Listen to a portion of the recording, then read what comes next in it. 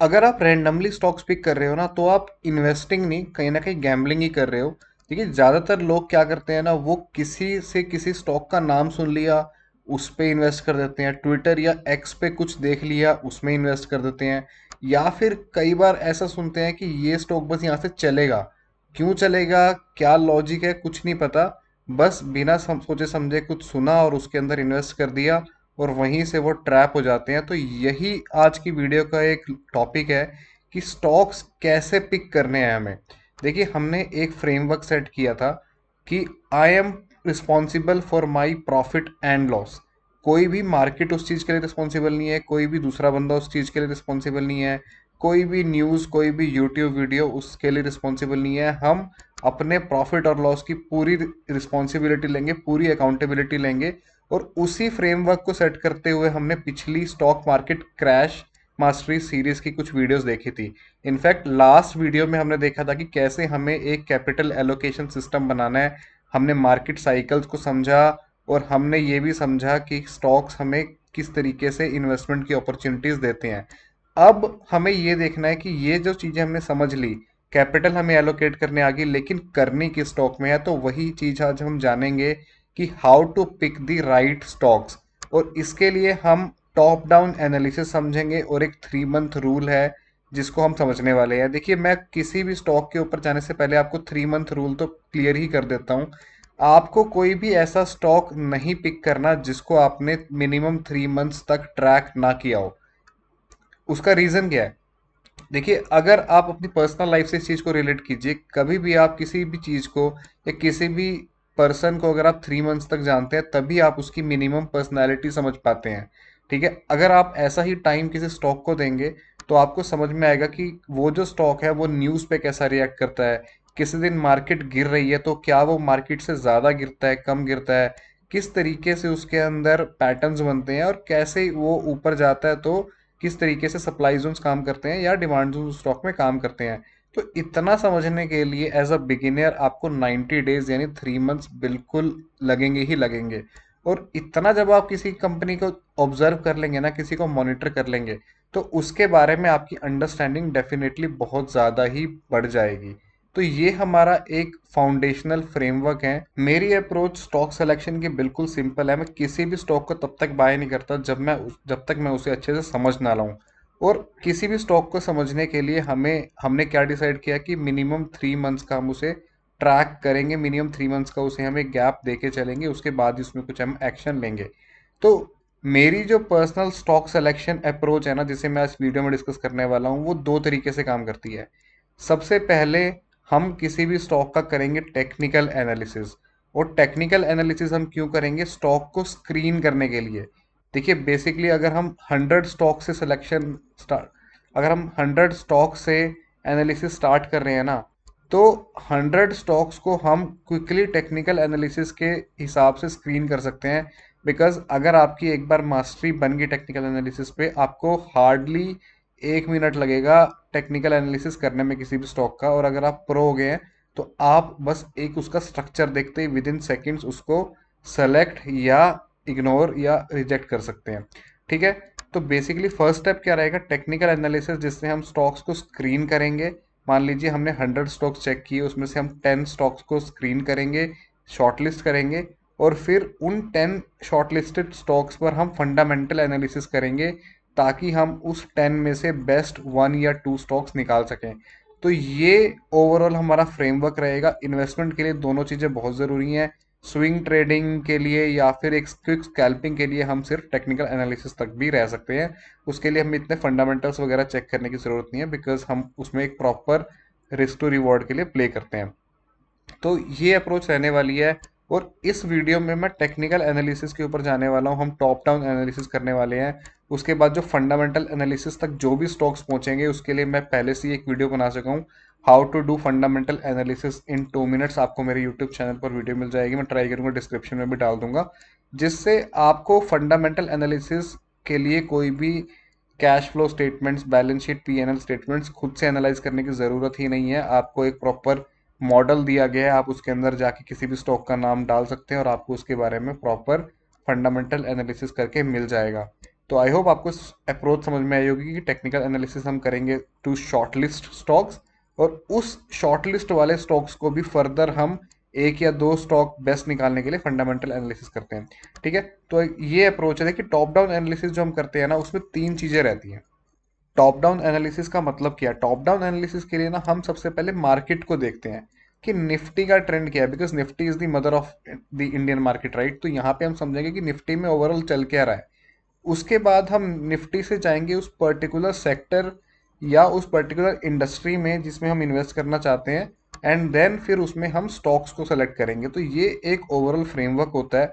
Fundamental analysis भी इसी तरीके से काम करता है, टेक्निकल एनालिसिस भी इसी तरीके से काम करता है। जस्ट दैट फंडामेंटल एनालिसिस में हम जो उनकी एनुअल रिपोर्ट्स हैं या बाकी चीज़ें हैं उन एनालिसिस करते हैं, और टेक्निकल एनालिसिस में हम यही चीज़ें चार्ट्स के थ्रू करते हैं। स्क्रीनिंग के लिए हम टेक्निकल एनालिसिस का यूज़ करने वाले हैं, तो इसीलिए हम Nifty and then particular sector और उस पर्टिकुलर स्टॉक्स में उसके बाद इन्वेस्ट करेंगे। देखिए निफ्टी और सेक्टर्स पे मैं इस वीडियो में नहीं जाऊंगा, निफ्टी का एनालिसिस मैं काफ़ी बार कर चुका हूँ। आपको पता है मेरी निफ्टी की अप्रोच, आप मेरा चैनल जाके देख सकते हैं, आपको समझ में आ जाएगा। उसी हिसाब से देखिए डिफरेंट सेक्टर्स पे भी मैं नहीं जाने वाला हूँ, क्योंकि इसके मैं एक डिटेल्ड एनालिसिस करना चाहता हूँ जिसमें ये सारी चीज़ें कवर होंगी। बट आपको ये पता होना चाहिए कि हम पहले निफ्टी को एनालाइज करेंगे, सेक्टर्स पे जाएंगे, और उसके बाद स्टॉक्स में हम जाने वाले हैं। ठीक है ना? तो स्टॉक सिलेक्शन के ऊपर चलते हैं। देखिए इसमें भी हम शुरुआत करते हैं लेट्स से अदानी ईएनटी की। ठीक है, निफ्टी 50 के कुछ स्टॉक से स्टार्ट करते हैं वीडियो को। तो देखिए सबसे पहले हमें जो टॉप डाउन एनालिसिस करना है ना, वो ईयरली के टाइम फ्रेम से करना है, और उस एनालिसिस में हमें देखना है कि कौन कौन से जो स्टॉक्स हैं वो हमारे एनालिसिस में फिट हो रहे हैं। तो पहला स्टॉक है अदानी ईएनटी का। ठीक है, तो इसमें अब देखिए ये जो स्टॉक है ना, ये डाउन आया, इसने इतनी बड़ी विक बनाई, लेकिन ये किसी भी डिमांड जोन से नहीं चल रहा। ये स्टॉक ऑल टाइम हाई गया, कुछ ना कुछ कंसोलिडेशन इसके अंदर हुआ, उसके बाद ये डाउन भी आया। उसके बाद अगर मैं एक टाइम फ्रेम नीचे जाऊं, तो ये एक 6 मंथ्स का डिमांड जोन था जिसे इसने ब्रीच कर दिया। लेकिन अभी मेरे सेटअप के हिसाब से मैं एक टाइम फ्रेम और नीचे जाता हूँ, ये किसी भी डिमांड जोन से नहीं चल रहा। तो इसका मतलब ये है कि ये जो स्टॉक है वो मेरे एनालिसिस में, मेरे सेटअप में फिट ही नहीं हो रहा। तो इस तरीके से मैं इस स्टॉक के ऊपर आगे और कोई एनालिसिस करूंगा ही नहीं। जो मेरे, मान लो मैं 100 स्टॉक्स एनालाइज कर रहा हूँ और उससे मैं 10 शॉर्टलिस्ट करने वाला हूँ, तो ये जो 10 शॉर्टलिस्ट होने हैं उसमें कहीं फिट बैठा ही नहीं, बिकॉज ये एनालिसिस के हिसाब से फिट ही नहीं हो रहा। ये किसी डिमांड जोन से नहीं चल रहा, मुझे इसके अंदर कॉन्फिडेंस नहीं आ रहा, मुझे इसमें कुछ ना कुछ कमी दिखी, मैंने इसे इग्नोर कर दिया। अब मैं चलता हूँ अदानी पावर पे। अदानी पावर के चार्ट पे चलते हैं, अगेन ईयरली से स्टार्ट करेंगे। देखिए बहुत अच्छे स्टॉक ऊपर ऊपर जा रहा है। ठीक है, उसके बाद 6 मंथ्स पे मैं गया, मुझे ये पता है कि इसके अंदर यहाँ पे कुछ ना कुछ एंट्री पॉइंट्स हैं। ठीक है, यहाँ पे कुछ ना कुछ एंट्री पॉइंट है, मैं इसको मार्क करके रख दूंगा। बट मुझे ये समझ में आ गया कि क्योंकि ये स्टॉक अभी ऊपर जा रहा है, 3 मंथ्स पे भी एक कुछ ना कुछ डिमांड जोन बन गया, मैं इसे मार्क कर दूंगा। तो बस मुझे ये पता लग गया कि मेरे एंट्री पॉइंट्स क्या हैं। मैं इसमें वेट करूंगा, कभी ना कभी मुझे एंट्री मिलेगी। तो क्योंकि 3 डिमांड जोन है, हमने जो लास्ट वीडियो में डिस्कस किया, 30% यहाँ इन्वेस्ट करेंगे, 40% यहाँ इन्वेस्ट करेंगे एंड 30% यहाँ इन्वेस्ट करेंगे। इसमें मैं करंट मार्केट प्राइस या फिर जो अभी इसका स्ट्रक्चर है उसके देखते हुए मेरी एंट्री कुछ नहीं है। मैं फ्यूचर में इसमें एंट्री मिलने का वेट करूंगा और उसके हिसाब से ही मैं उसे एनालाइज करूंगा। तो बिकॉज ये अभी ऊपर ही जा रहा है, ये किसी भी डिमांड जोन में एंट्री नहीं दे रहा, तो फिलहाल मेरे सेटअप के अंदर नहीं है ये। बट हाँ, बिकॉज इसमें अच्छे डिमांड जोन है, तो फ्यूचर में मैं डेफिनेटली इसके ऊपर एक ट्रेड ले सकता हूँ। और मैं अभी क्या करूंगा, मान लो ये नियरेस्ट लेवल है, तो हम यहाँ पे बस जाके एक अलर्ट प्लेस कर देंगे कि कभी भी फ्यूचर में प्राइस आएगी, हम इसे देख लेंगे। अभी के लिए इसमें कोई भी एक्शन लेने की ज़रूरत नहीं है। ठीक है, अब चलते हैं मान लो कुछ और स्टॉक्स पे, लेट्स से आरती इंडस्ट्रीज पे चलते हैं। देखिए आरती, मैं ये बॉक्स डिलीट करता हूँ। देखिए आरती इंडस्ट्रीज में क्या हो रहा है ना, ईयरली के टाइम फ्रेम पे मैं गया, ईयरली के टाइम फ्रेम पे शायद यहाँ कुछ हो सकता है, स्ट्रक्चर बहुत क्लियर नहीं है कि ये कहीं डिमांड जोन है या नहीं, तो मैं एक टाइम फ्रेम नीचे चलता हूँ। देखिए 6 मंथ्स में मुझे क्लियरली पता लग गया कि जो हम हमेशा देखते हैं कि ग्रीन ग्रीन के बीच में एक रेड कैंडल एंड देन ऊपर गया और एक अच्छा स्ट्रक्चर भी है, तो मैं इस जोन को मार्क करने की एक ट्राई करता हूँ। ठीक है, मैंने इस डिमांड जोन को मार्क कर लिया। अभी क्या हो रहा है ना, मुझे पता लगा कि ये बहुत अच्छा जोन है, मेरे सेटअप में भी फॉल करता है, और इसमें कहीं ना कहीं मुझे एंट्री भी मिल चुकी है। और जो पहले एक बार यहाँ एंट्री मिलके थोड़ा सा ऊपर चल गया और उसके बाद इस जोन के बॉटम से अभी स्टॉक चल रहा है। ठीक है, मैं 3 मंथ्स पे चलता हूँ। 3 मंथ्स पे क्या हो रहा है, नीचे भी कुछ जोन है, लेकिन अभी एक बार करंट मार्केट प्राइस पे ही बात कर लेते हैं। तो ये 3 मंथ्स में भी कहीं ना कहीं यही जोन था। ठीक है, सब कुछ ओके है। मैं एक टाइम फ्रेम और नीचे गया, मुझे समझ में आ रहा है कि मंथली पे ये स्टॉक काफ़ी टाइम जैसे ऊपर गया, ईएमए से कंसोलिडेट हो रहा है उसके बाद नीचे आने के बाद, और एक अच्छा स्ट्रक्चर बना रहा है। एक बारी के लिए एज्यूम करते हैं कि मैं ना इसे करंट मार्केट प्राइस पे ही चेक कर रहा हूँ, मैंने इस स्टॉक को पहले ट्रैक नहीं किया। ठीक है, तो उसमें क्या स्ट्रक्चर बन रहा है, देखिए पहली चीज तो ये है कि पहले ट्रैक नहीं किया, मतलब मैं 3 मंथ से रेगुलरली ट्रैक कर रहा हूँ, लेकिन जब यहाँ पे ये प्राइस आया, किसी कारण से मैं इसे डेली ऑब्जर्व नहीं कर पाया या मैंने इसे बेस्ट एंट्री प्लेस नहीं करी, तो उसके हिसाब से अगर मैं डेली पे जा रहा हूँ, तो मुझे जो हमने क्या बात की थी कि हमारे स्टार्टअप में ये फॉल हो रहा है और इन केस ये ऊपर जा रहा है, तो हम क्या करेंगे कि मान लीजिए हल्का सा इसमें पुल बैक आता है, यहाँ कहीं एंट्री मिल रही है, तो 30% हम यहाँ पे इन्वेस्ट कर देंगे, बिकॉज ये जो लेवल है ये हमारे डिमांड जोन से थोड़ा सा ही ऊपर है, जैसे हमने बात की थी लास्ट वीडियो में भी कि यहाँ पे इसमें इन्वेस्ट कर देंगे। और इनकेस ये जो हमारी एंट्री पॉइंट है, मान लीजिए ये हम यहाँ इन्वेस्ट कर रहे हैं यहाँ पे, उसके बाद अगर ये स्टॉप लॉस हिट होता है तो यहाँ से हम एग्जिट करके फिर इसमें नीचे वाले लेवल्स का वेट करेंगे, और इसमें जो ये करंट लेवल है यहाँ पे भी इन्वेस्ट नहीं करेंगे। बिल्कुल सारी चीजें लास्ट वीडियो से सिंक है, अगर आपने वो वीडियो नहीं देखी तो आपको डेफिनेटली वो वीडियो देखनी चाहिए। इसमें आपको आरती इंडस्ट्रीज में इन्वेस्टमेंट की अप्रोच समझ में आएगी। ठीक है, एक और स्टॉक देख लेते हैं, जैसे कि सी वाइंड।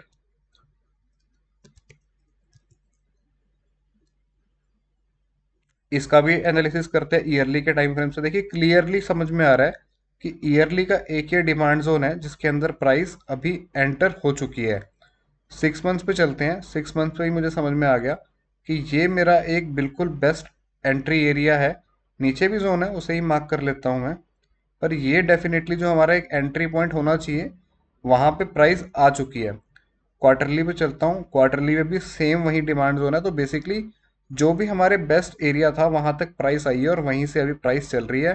तो यहीं टॉप डाउन एनालिसिस ने हमें कंफर्मेशन दे दी, उसके बाद ये जो प्राइस हल्की सी ऊपर आई है, यहीं से बेसिकली देखिए ग्रीन के बीच में एक रेड कैंडल, अभी प्राइस वहीं चल रही है। तो ये मेरा एक डेफिनेटली एंट्री पॉइंट है, एक अच्छा एंट्री पॉइंट है। और यहाँ पे मैं जो हमारा स्ट्रक्चर है, हमारा सेटअप है, उसे देखते हुए मैं इसमें इन्वेस्टमेंट करने का डेफिनेटली सोच सकता हूँ। और हम एक बार मैं आपको हायर टाइम फ्रेम पे लेके चलूँ, तो जैसे हमने अप्रोच डिस्कस की थी कि अगर दो डिमांड जोन है, तो 65% हम यहाँ इन्वेस्ट कर सकते हैं, 35% हम नीचे वाले लेवल पे आने के बाद इन्वेस्ट कर सकते हैं और इसे होल्ड करा जा सकता है।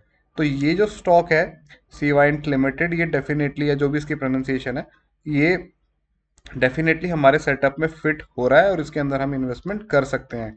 आई होप आपको समझ में आ रहा होगा चीज़ें कि कैसे काम करती हैं। एचसीसी देख लेते हैं। देखिए एचसीसी में क्या है ना, ईयरली के अगर मैं टाइम फ्रेम पे जाके देखूँ, फिर से इसका एनालिसिस करता हूँ, तो मुझे ये चीज़ समझ में आ रही है कि ये चल तो यहाँ से रहा है, जो बहुत अच्छा एरिया है इसका ईयरली वाला। मैं 6 मंथ्स के टाइम फ्रेम पे जाके देखूँ तो इसमें क्या है कि रिसेंटली जब ये प्राइस ऊपर जा रही थी तो यहाँ पे एक डिमांड जोन बना था। ठीक है, मैं पहले वाले जो बॉक्स मार्क्ड हैं उसे एक बार डिलीट कर देता हूँ। ठीक है, यहाँ पे था और अभी प्राइस क्या है कि उसी एक डिमांड जोन के अंदर आ चुकी है और यहाँ से हल्का सा ऊपर भी जा चुकी है। तो हमने बात की थी कि करंट मार्केट प्राइस पे अगर ये जो हमारा बेस्ट एंट्री एरिया है उससे थोड़ा सा ऊपर चली जाती है, तो स्टिल हम उसका करंट मार्केट प्राइस से प्राइस एक्शन देखते हुए उसमें कुछ ना कुछ इन्वेस्टमेंट कर सकते हैं। तो मान लीजिए मैं इसको थोड़ा नीचे आने की बात करता हूँ, मैं यहाँ पे या फिर ये जो एरिया है इस लेवल का वेट कर रहा हूँ, तो यहाँ पे आते ही मैं इसमें अंदर दोबारा एंट्री प्लेस कर दूंगा 30% की। और इन केस यहाँ पे ये एग्जिट हो रहा है, मेरा स्टॉप लॉस हिट हो जा रहा है, तो मैं इसमें नीचे वाले लेवल्स पे आने का वेट करूंगा और वहीं पे इसमें इन्वेस्ट करने वाला हूँ। तो एससीसी में हमारा एंट्री इस तरीके से रहेगी और ओवरऑल हम इसे देखें कि यहाँ पे अगर जैसे आएगा ये, तो कहीं ना कहीं जो हमारा परफेक्ट एंट्री पॉइंट था वहीं तक आ जाएगा, बिकॉज मैं डेली पे जाके दिखाऊं, यही बॉक्स तो है हमारा परफेक्ट एंट्री पॉइंट। तो बस इसके अंदर मैं इन्वेस्ट करके इसे चलने दे सकता हूँ और एक अपनी लॉन्ग टर्म इन्वेस्टमेंट इसमें मैं प्लान कर सकता हूँ। ठीक है, और स्टॉक देख लेते हैं। जैसे मान लीजिए अब चलते हैं हम सी डी एस एल पे, देखते हैं कि वो फिट हो रहा है या नहीं हो रहा। मैं इसमें बॉक्स डिलीट करता हूँ जो एग्जिस्टिंग बॉक्स है। तो इसमें मुझे ये समझ में आ रहा है कि ईयरली पे मेरा डिमांड जोन यहाँ पे है।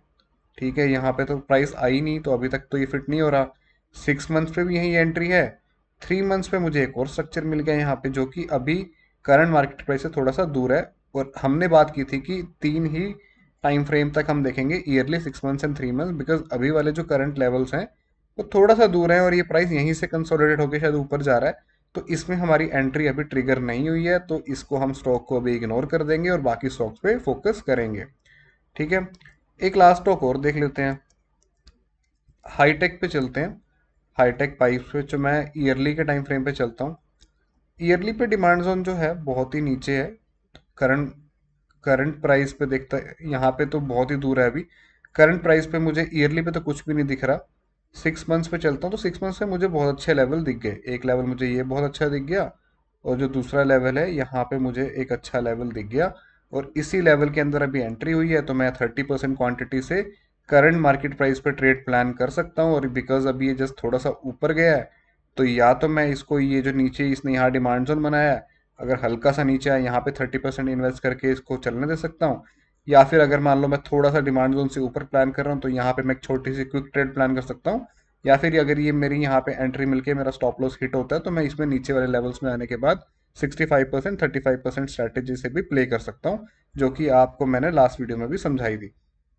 तो इस तरीके से हम हाईटेक पाइप्स में इन्वेस्ट करेंगे और रैंडम इन्वेस्ट करना छोड़ेंगे। और अब देखिए, जैसे हमने कई स्टॉक्स का डिस्कशन किया जो हमारे सेटअप में फिट हो रहे हैं, जैसे कि आरती इंडस्ट्रीज, सीमाइंट, ठीक है, एचसीसी, हाईटेक, और भी कुछ स्टॉक्स होंगे आपने जैसे आपको देखा होगा। चार पांच तो हमने अभी देख लिए।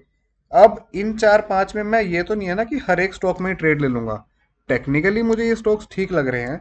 अब मेरा और कॉन्फिडेंस कैसे बिल्ड होगा कि इन्हीं स्टॉक्स का मैं फंडामेंटल एनालिसिस करूं, जो हमने फंडामेंटल एनालिसिस इन 2 मिनट्स वाली वीडियो में देखा है। उस सेटअप में मैं ये सारे स्टॉक्स को ट्राई करूं कि कौन से स्टॉक के सबसे अच्छे फंडामेंटल निकल के आ रहे हैं। जो भी स्टॉक वहां पे मुझे कॉन्फिडेंस देगा, जिसका भी मुझे बिजनेस मॉडल समझ में आएगा, उसमें मैं इन्वेस्ट करूंगा, सब में नहीं करूंगा।